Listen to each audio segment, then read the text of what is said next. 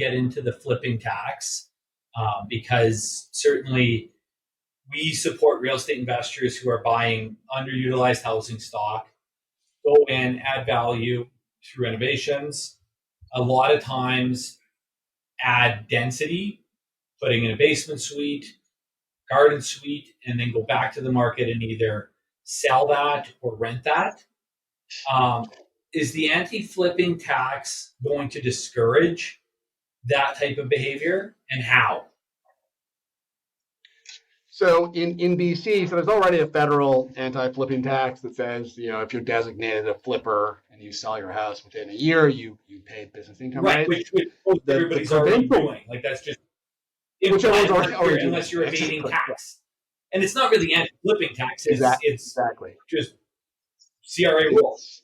It's just political, like the same thing as our flipping tax. So the flipping tax in BC is a little bit worse in how it's structured, and it has some consequences in that for our purposes, a flip is defined as a sale within 2 years, which is an awfully long time.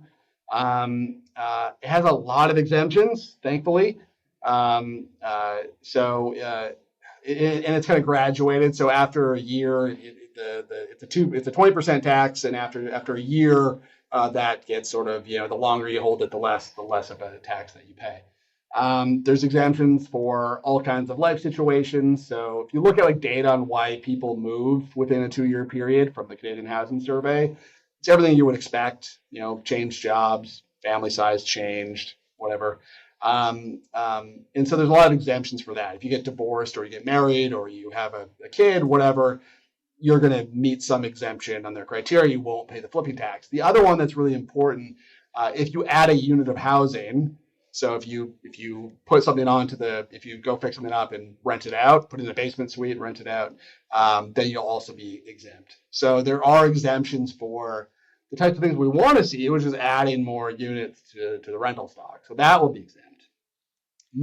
There's so many exemptions that what you're really only going to capture is probably like true, like short-term flipping, stuff that I would classify as sort of the harmful, like speculation, which is like investors coming to markets that are already overheating and just taking advantage of very short-term market conditions, like buying something and selling. They're adding no value. Right? They're just purely buying and holding, just selling in hopes to make a profit.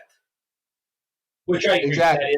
Which is, again, that is an activity that adds zero productivity and zero value.